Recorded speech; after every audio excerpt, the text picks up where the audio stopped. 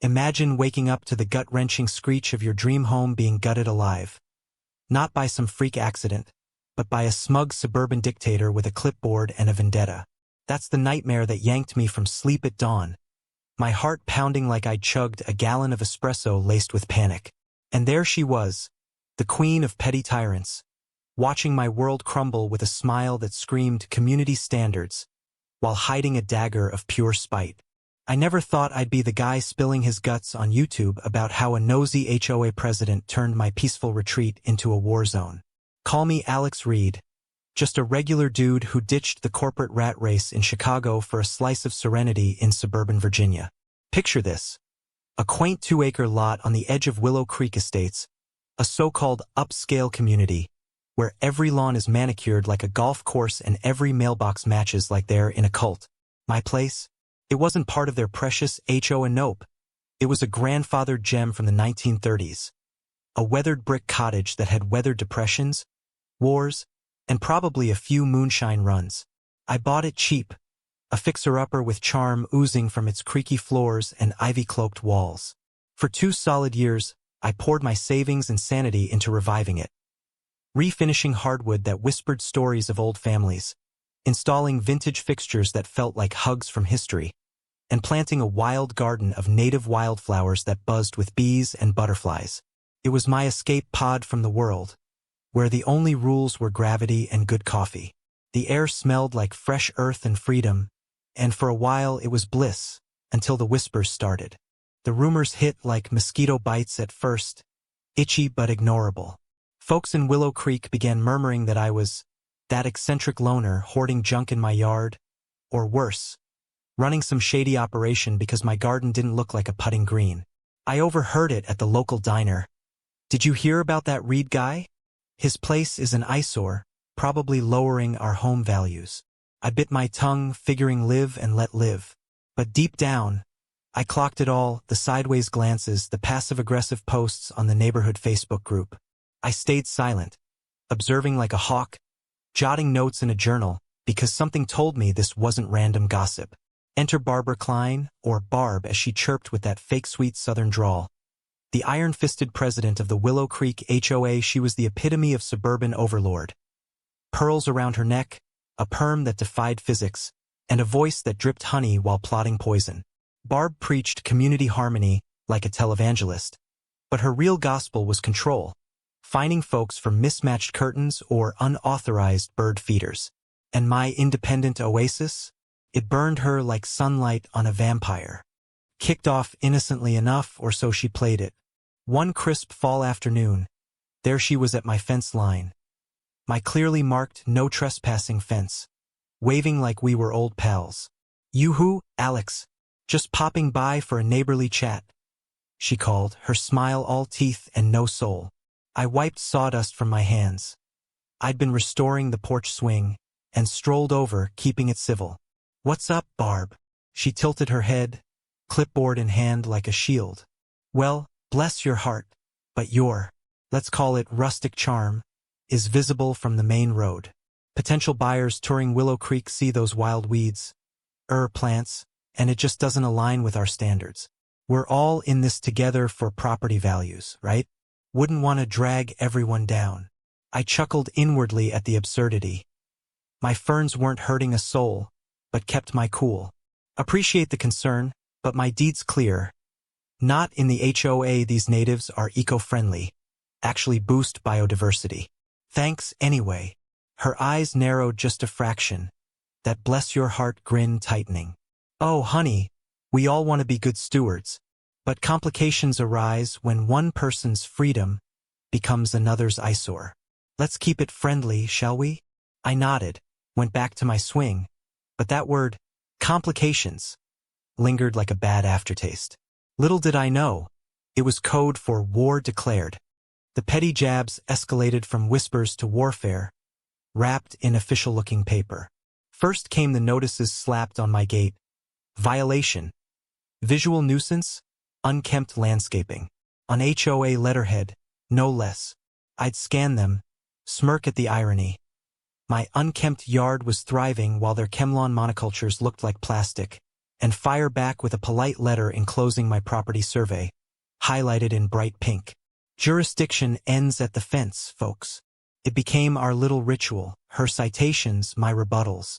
But the rumors amped up. Suddenly, I was the recluse with secrets, accused of everything from illegal composting, gasp, to harboring wildlife that might invade their pools.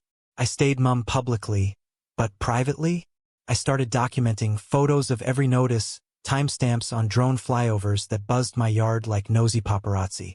Barb's emails to the board leaked via a sympathetic neighbor. That Reed eyesore is a blight on our pristine image. We must act for the greater good. Greater good, my ass, it was her ego on steroids. Things got ridiculous when the inspections began. One evening, as I fired up my grill for a solo steak dinner, a drone whirred overhead, dipping low enough to rattle my beer bottle. I waved it off, but the next day, a county noise complaint for excessive outdoor activity after dusk. I laughed bitterly because who complains about a grill at 7 p.m.?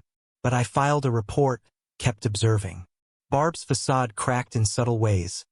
At the community picnic, which I attended just to watch, she cornered me with her posse.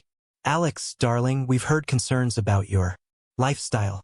All that solitude, it's unhealthy. Join us. We'd love to bring you into the fold. Her tone was maternal, but her eyes screamed, submit or suffer. I sipped my soda deadpan. Appreciate the invite, but I'm good. Solitude suits me. Fewer rules to trip over. Her laugh was forced like nails on chalkboard. Rules keep us civilized, dear. Without them, it's chaos. Chaos, huh? Coming from the woman finding kids for chalk drawings on sidewalks. The real gut punch landed a week before the bulldozer apocalypse. A thick envelope on official government paper from the Regional Land Stability Bureau. It read like a horror script, jargon about erosion risks, foundation shifts, and how my unstable cottage threatened downhill properties. Read, Willow Creek's McMansions. Immediate remediation required or county intervention. My stomach dropped. Visions of lawsuits and bankruptcy flashed. I raced to the county office, sweating bullets, and waited hours for a clerk named Jenkins, a rumpled guy with donut crumbs in his beard. He eyed the letter, flipped it, snorted. Buddy, this ain't ours. Logos outdated, switched in 18. Case number? Bogus. Your place is on granite. It's solid as a bunker. Forgery. A damn good one. Relief washed over me, mixed with fury. I filed a police report thinking checkmate. But oh, how naive. Cut to that fateful dawn. The groan of splintering would jolted me awake, coffee spilling everywhere. I bolted outside in my sweats and slippers, heart hammering. Fog clung to the trees like a bad omen, and there it was, a hulking orange bulldozer gnawing at my roof, ripping off the hand-laid shingles I'd sweat over for months. Shards of history rained down like confetti from hell. And presiding over the carnage? Barb Klein, clipboard clutched like a scepter. Her face a mask of righteous calm, lips curled in that, for the community smirk. Cops lounged by their cars, looking bored. I charged forward, yelling, "What the hell? Stop. This is my home." The operator, a burly dude with zero empathy, ignored me, crunching another beam. Barb turned, all poise. "Now, Alex, let's not get hysterical. This is an emergency abatement, safety first. Your structure's a hazard. We're protecting lives." I waved my arms. Hazard? It's a fake. I checked yesterday. A deputy stepped in, hand raised. "Sir, paperwork's in order. Court signed. Stand back or we'll cuff you for obstruction." I froze, watching my sanctuary eviscerate. The antique chandelier I'd restored crashing in a sparkle of glass. The garden trampled under treads like it was weeds in her eyes. Barb glanced at me, that serene smile cracking just enough to show glee. "It's for the best, dear. Think of the children downhill." Children. My place was uphill, stable as ever. Rage bubbled, but I pulled my phone, hit record, captured it all. The destruction symphony, deputies' shuffling feet, Barb's hypocritical poise. Called my lawyer, Mia Torres, a shark in heels who'd handled my deed. "Film everything, Alex. Don't engage." I'm en route. An hour later, it was rubble. A smoking grave of memories. Barb sauntered to her pristine minivan. Not a glance back. I stood amid the debris, picking up a splintered photo frame, the silence deafening. That night, crashed in my truck. Shock morphed to ice-cold resolve. They hadn't just demolished bricks. They'd shattered trust in good neighbors. Met Mia at dawn in her cluttered office, steam rising from bad coffee. She slammed the table reviewing my footage. "Alex, this isn't a spat. It's criminal. Felonies galore. Forgery, vandalism, conspiracy." She checked courts. No order, no filing. They faked a judge's sig? Ballsy. We dug deep and boy, the dirt piled high. The bulldozer crew?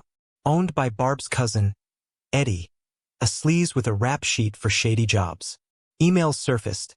Arrogant idiots used the HOA server. Reed's shack blocks our spa expansion view. Fake a hazard. Raise it. Snag the land cheap after he folds. Another. Photoshop the header. Fonts? Who cares? A whistleblower. A mousy HOA secretary spooked by my viral clip on local news. Slipped us ledgers. $50,000 siphoned for urgent erosion control. No vote. Pure embezzlement. The clincher? Forensic analysis on the order. Signature cut from an old traffic case. And get this. A smudged thumbprint matching Barb's from her HOA ID. We bided time, letting them marinate in false victory. I holed up in a dingy motel, driving by the Scar daily, weeds mocking me. Tempted to settle? Sure. But Barb's smug grin haunted me. Dropped the bomb on a rainy Monday. Sued the HOA Barb personally, Eddie, and complicit board eyes for millions. Property loss, distress, the works. News exploded. Suburban scandal. HOA accused of home demolition plot. Barb's defense? Priceless emails leaked. Her calling me the hillbilly holdout and joking about toasting marshmallows on my ruins. The DA pounced. Charges flew. Fraud, forgery, grand theft. Arrest day, poetry. I lurked outside their board meeting, cameras whirring. Cops hauled Barb out in cuffs, her pearls askew, screeching, "This is outrageous. I'm upholding standards. I lunch with the council." But click went the steel, her facade crumbling like my roof. Trial was a circus of schadenfreude. Barb on stand, simpering. I believed the consultants. Safety paramount. Mia eviscerated her, projecting emails. Read for the jury. Let's burn the peasant's hut digitally first. Jury deliberated 2 hours. Guilty across the board. Civil award? $4.2 million. Bankrupted HOA insurance. Slapped assessments on every resident. Neighbors griped, but many fists bumped me in secret. Finally, no more fines for pink flamingos. Barb drew 8 years. Judge booming. HOAs aren't kingdoms. You can't reign terror under bylaws. Me? I rebuilt bigger, badder. A sleek eco-fortress of glass and steel, overlooking their cookie-cutter hell. Met my wife, Sarah, a botanist drawn to my story. We bonded planting defiant wildflowers. Now, sipping bourbon on my deck, watching their lights flicker, peace reigns. The HOA shadow, run by milquetoast volunteers scared of their own shadows. My gate plaque? Reed Haven, EST 1930. Reborn 2026. Funded by Overreach. Petty? Damn right. But here's the kicker, folks. Was I justified in going nuclear, torching her empire to ashes? Or should I have swallowed pride, settled quietly to spare the innocents? If a bulldozer devoured your haven while a self-righteous Karen preached community, would you bow out or fight till the bitter, satisfying end? Drop your verdict below. Let's debate who's the real villain here.